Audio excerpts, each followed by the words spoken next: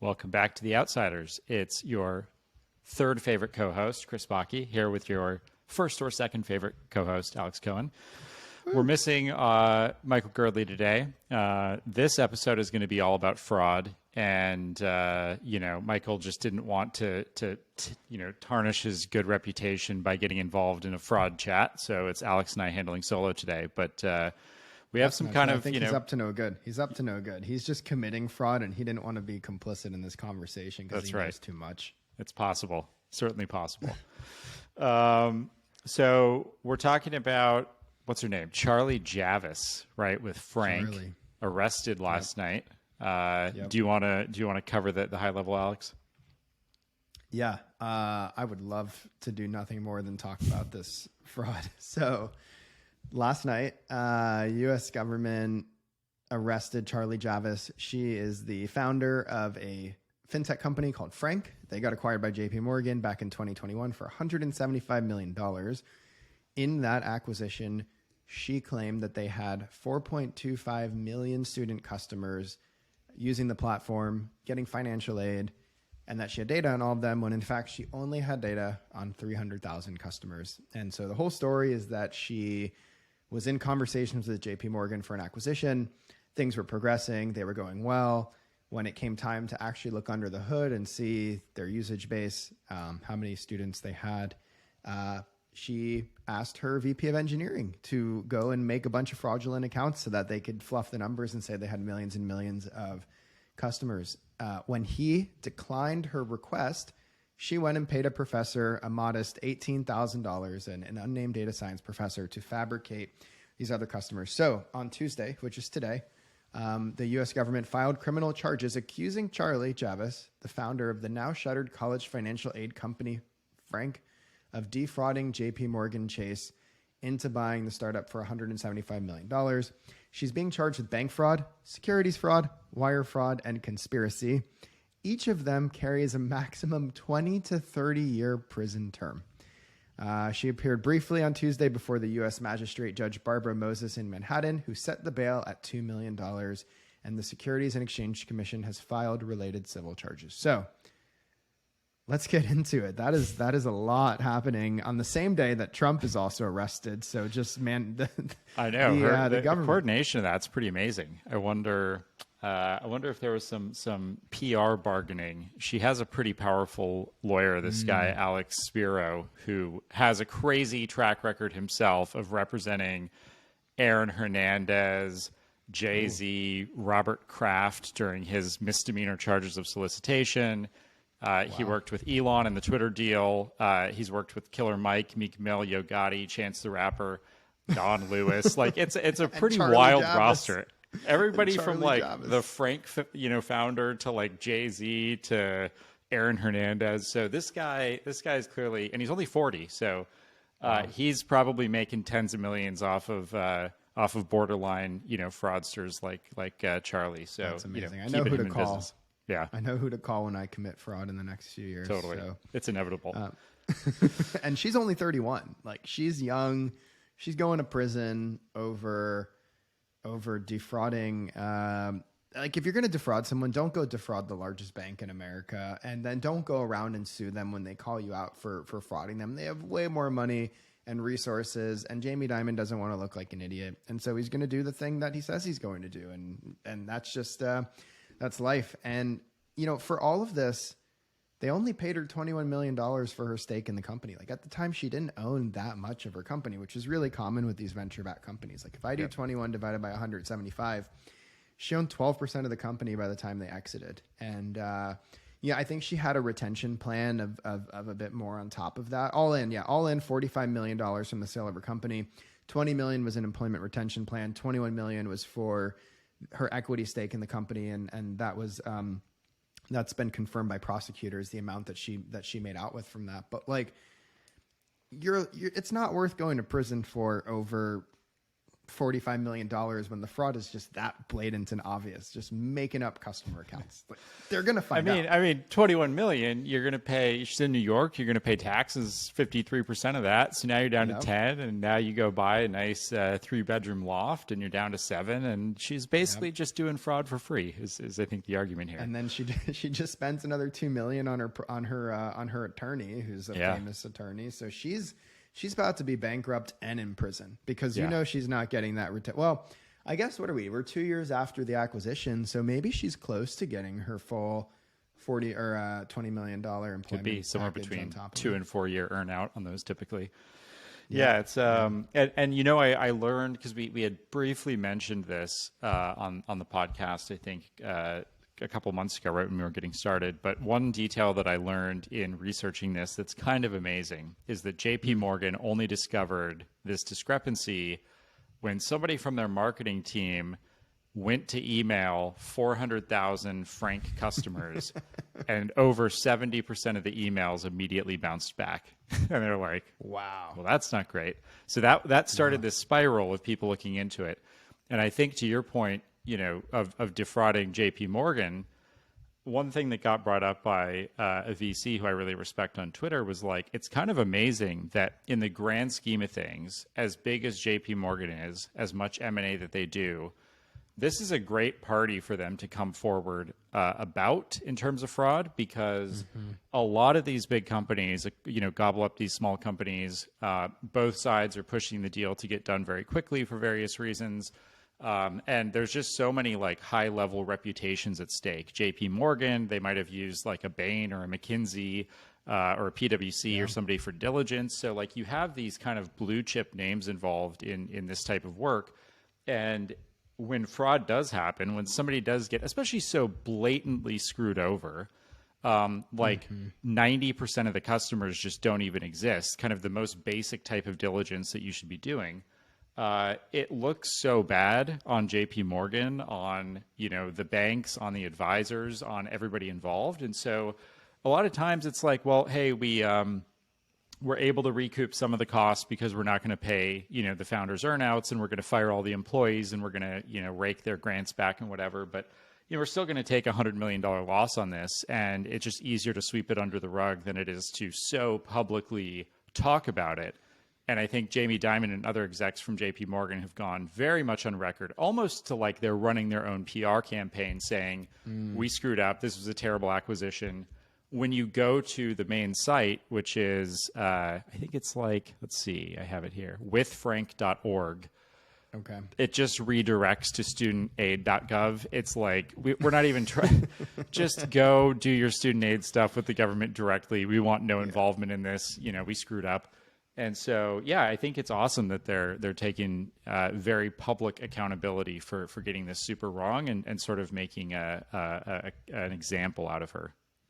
Yeah, I mean, and at the end of the day, they could have just brushed it under the water or under the rug and just said, "Hey, we're writing this off." Again, what's $145 million? And not all of that is paid out all at once. There's probably still that's being held back. And like, what is that in the grand scheme of things when you're a multi-trillion-dollar bank in terms of assets under management? But I do think it's good. I mean, it's going to hopefully have this ripple effect where people in the startup world think twice before lying about metrics, lying about customers, lying about revenue. The thing that's crazy to me with Frank is I don't know how you don't catch this during diligence, because this feels like one of the most obvious things. Oh, you have 4 million customers.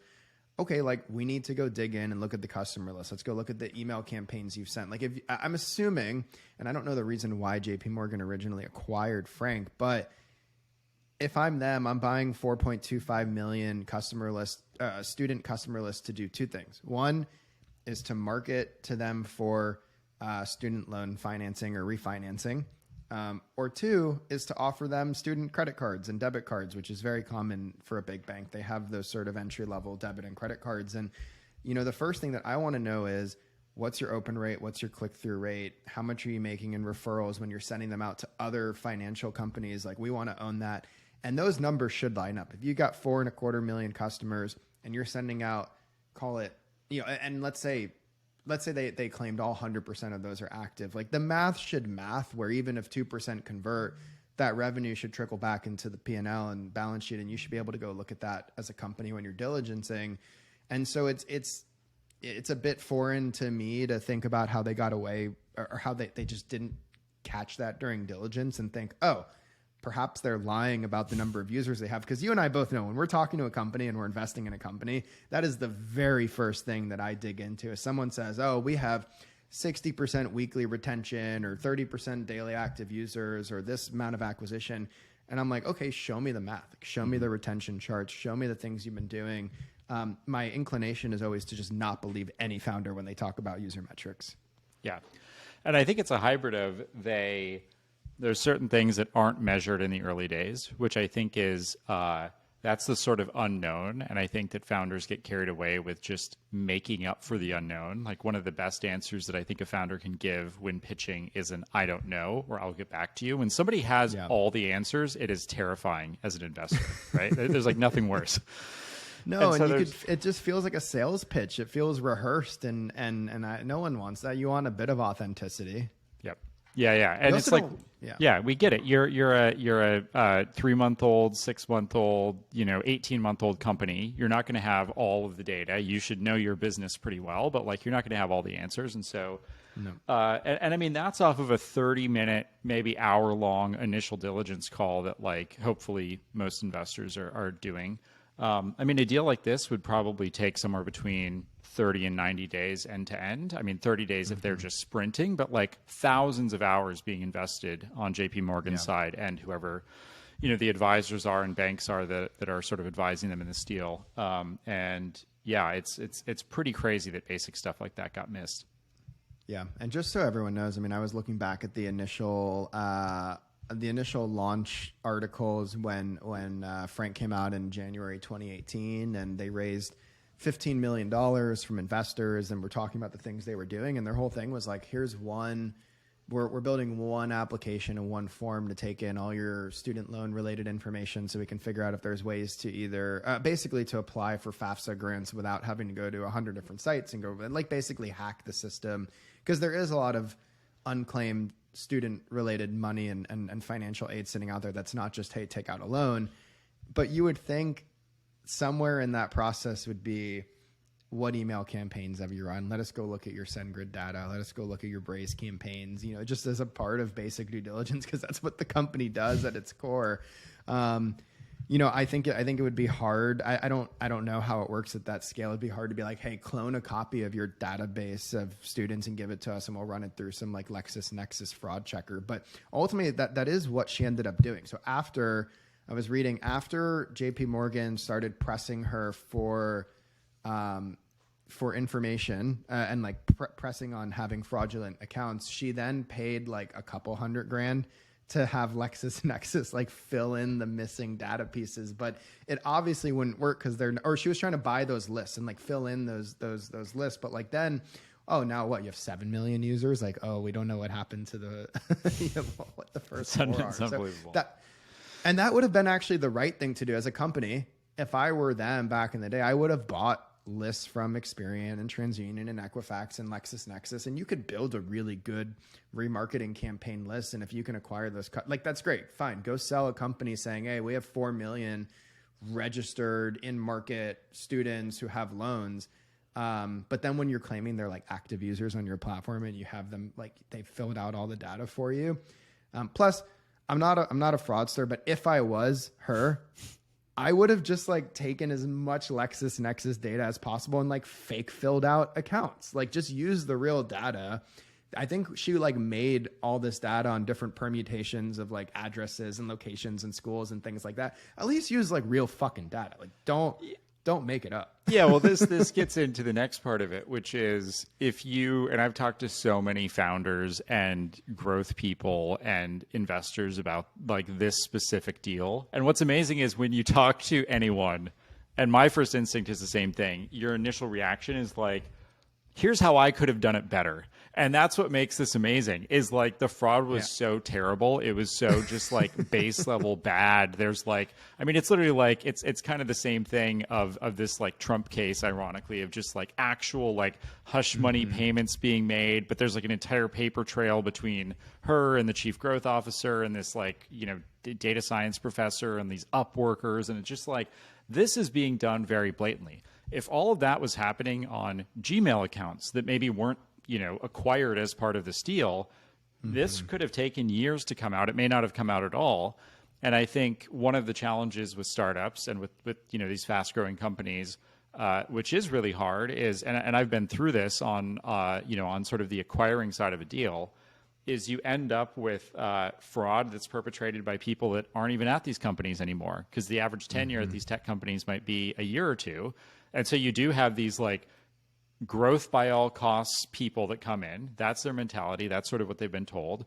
They're doing things with like purchase leads and purchase databases and like remarketing to those emails. And it's kind of hard to get the paper trail of like what's actually happened. How did we acquire these, you know, accounts or these users or whatever? And so I think that there probably could have been like a lot more hand waving there on her part, but like doubling down on the fraud is really what makes it blatant fraud and why she's, you know, probably going to end up in a minimum security prison over this, it seems like. I mean, there were just so many better ways to commit the fraud here. It's just like, you know, if you're smart enough to go raise a ton of money, you should be smart enough to like at least try to hide your fraudulent acts. And the fact that they found out because they try to send their first email campaign to millions of students and 70% bounced, like, that's such a solvable problem. There's so many ways of actually solving for that where at least it would have taken, like you said, way longer to find out. By that point, she's long gone. They're going to wipe it under the, you know, they're going to sort of, you know, bury that under the rug and no one's ever going to find out. But the fact that it happened so publicly and it became such a big public case is just, it's fascinating, and it's also really entertaining. But it kind of leads to the question that we were talking about before we started recording. Just how many startups do we think are actually fraudulent, and they either one never get caught because the stakes are too low, like you only raised a couple $1 million from investors, or you didn't sell for this massive outcome, and it's really hard for investors to go track down and prove that you were being fraudulent during that time. Or two, they do get acquired and people are just like, it's not worth the effort of going to sue the founder. I don't want to be known as the person who goes and sues founders, but I don't know how many startups are fraudulent, but I would guess like at least 70% overstate everything. I mean, we're going to see, I think we'll see a pretty crazy wave in the next, 24 months here. The market, from a VC perspective has gotten really bad. You went in cases like 2021, where it was growth at all costs. And you also had firms like Tiger who could literally like end to end a $20 million Series A in like 48 to 72 hours, because that's how competitive the market was. Yep. So all of the things that you're talking about, I mean, you can ask the founders all day long. If they have a good answer, you physically don't have enough time as a venture firm when you're moving at that speed to uncover some of this stuff. And so if the demand is like, if all the numbers go up and to the right forever, we'll continue writing 20, then 40, then 80, then $150 million checks all day long. You now have this like stalling of the market where I do think it is somewhere like 10 to 20 times easier to raise a seed round than it is to get your company acquired, just from a pure diligence perspective and like speed of the deal. Where you have all these kind of very passive investors who, at least at the lower end of the market, are funding all these seed and Series A companies where, I don't think this company, Frank, had raised a ton of money. I think that they were only Series A or Series B, and selling for $175 million is probably a great outcome. Sounds like for the founders, but also for the investors. So everybody's on board to make this M&A process happen. And, if and when these companies do need to sell, because the venture market isn't just going to continue going up and to the right forever, and valuations are coming down, companies will merge, companies will sell off divisions, companies will flatline and need to work with private equity. And I think private equity in general has a very keen sense and a very keen eye of this kind of stuff, because they just have a much more brutal approach than venture capitalists do to M&A and sort of what a company structure should look like and what to look for in cases like this. I think the good thing about VC-backed companies is that there is just a lot of implicit trust. I think from working in the VC world and also the private equity world, I was taught to sort of distrust everybody in private equity and to sort of mostly trust people in the venture capital and startup world. I think we might see those reputations like flipping a little bit here, where like private equity becomes more friendly to work with and venture becomes harder to work with, and acquirers become a lot harder on the takeover opportunities, and both in terms of diligence and starting to dig into the actual data and the books here to find stuff like this. But yeah, I think I have no idea what percentage, but I think it's a big number of overall companies, right? If like thousands or low tens of thousands of companies have raised venture over the last 10 years, like there have to be many more hundreds of use cases that have either sold and the fraud is happening under the acquirer and the acquirers never really figured it out and they got away with it, or more than likely like these companies are sort of at a standstill and are unsure like where to go from here. But like if the company ends up being acquired, we'll see a number of cases like this, I have to imagine. Yeah. I also think don't commit fraud in a very highly regulated industry. And so when you look at Frank Financial, like the SEC is for sure going to come down super hard on you when you're defrauding a bank. The other one that comes to mind that I don't know if the founders ended up in jail, but if you remember the SF poop testing startup, Ubiome, those two founders were charged in a $60 million fraud scheme. And it's because they were basically collecting money on non-medically necessary gut poop biome tests that they were submitting to health insurance companies. And they saw, I'm reading an article here. The federal indictment states that Ubiome sought upwards of $300 million in reimbursement claims from private and public health insurers between 2015 and 2019. And the company was ultimately paid more than $35 million for tests that were not validated and not medically necessary. And so this was a couple founder, so a married couple who had started this company to basically test your poop. And ultimately they ended up, they were accused of like falsifying documents, lying and concealing facts about their billing model when they were asked by insurance. I don't know if the actual like poop testing device worked. And so ultimately they were defrauded, but this is like, don't fuck with the health insurance companies and don't fuck with the financial institutions, because they will set an example of you and they will come after you. Like Theranos is another one. Like Elizabeth Holmes is not having a great time still after defrauding everyone from Safeway to Walgreens to consumers to investors. And, it's just like pick and choose your fraud battles, I think, is what it comes down to. And more founders who are running frauds need to get involved in B2B SaaS, right? I mean, you've got like Frank and FTX and Alameda Research that ended up in like the finance industry, bad place to be. You've got Theranos and you've got Ubiome and like all these companies that are messing with healthcare, bad place to be. Yep. Come on over to B2B SaaS, unlimited fraud opportunities, nobody breathing down your neck, maybe Salesforce catches you doing some bad stuff, but Lord knows they're not perfect. So it's a good world over here. Salesforce has no place to criticize fraudulent spending when they are paying Matthew McConaughey $10 million a year to be their spokesperson. They have no place to criticize. Thrilled as a shareholder to hear that. So I think the one other company mentioned here that deserves our utmost praise, because fool me once, shame on you. Fool me twice, shame on me. Fool me three times. What is this? Forbes 30 under 30. All of these people have ended up in Forbes 30 under 30, right? Elizabeth Holmes, SBF from FTX, this founder, Charlie Javis, like it's unbelievable, their track record. I think I tweeted about this today, $5.3 billion raised from the Forbes 30 under 30, and at least $18.5 billion in known fraud, right? And I think the question is, how much is lingering out there, right? So my last 2 years investing strategy of just like blindlessly investing into Forbes 30 under 30 founders is so far not working out great, unfortunately. Yeah. So to my LPs that are finding out this way, I'm sorry. All I've done is invest in Forbes 30 under 30 started companies. Yep. It's you've had like zero what is it, TVPI, and you've ended up in like 7 court cases. That's a pretty bad track record as an investor these days. If only, I mean, look, this probably will work out okay for the investors of Frank. They're going to walk away with their return. I doubt JP Morgan tries to claw their returns back. They can't. They're suing the founder. Right. Unless the investor had a board seat.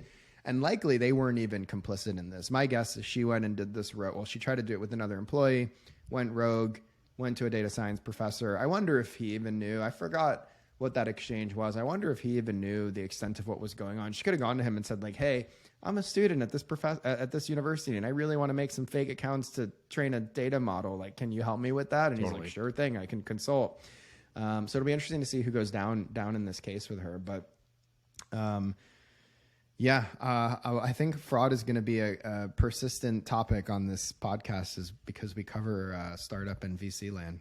And this is just, VC fraud. I mean, I think we could do like a 25-part series about Web3 fraud, which is just basically a history of the entire industry. But that we'll have to save that for another podcast because we're getting close to time here. Yeah. Well, I think we've covered fraud today pretty well. We will continue with updates depending on what happens with Charlie Javis's sentencing over the next, I don't know how many months these things take. Should we make some free Charlie Javis shirts? Rock those in the next pod. Yeah. Yeah, I'd rock a hat in the next. All right. So whoever refers the most number of listeners to this podcast and sends us proof some way, just please don't make it fraudulent proof. We will send you a hat that says "Free Charlie Javis" at some point. I think that's the perfect giveaway. Actually, we should do this. This will be a fun campaign for whoever. This will be good. I think. I don't know how we're going to track it. We're going to end up with a lot of fraudulent data here. It's going to be a massive problem. We'll probably end up in court over like a $20 hat. It's good. This is all good for the podcast. It'll be great. Nothing like committing some fraud while talking about fraud. Yep. All right. Well, thanks for listening. As always, please give us a like, follow, subscribe. I don't really know how podcasts work still, so just like share us everywhere that you can. Tell us how much you love it. We love getting your feedback in our DMs. It's actually great. We try to adjust based on feedback every week. And hope you enjoyed the show.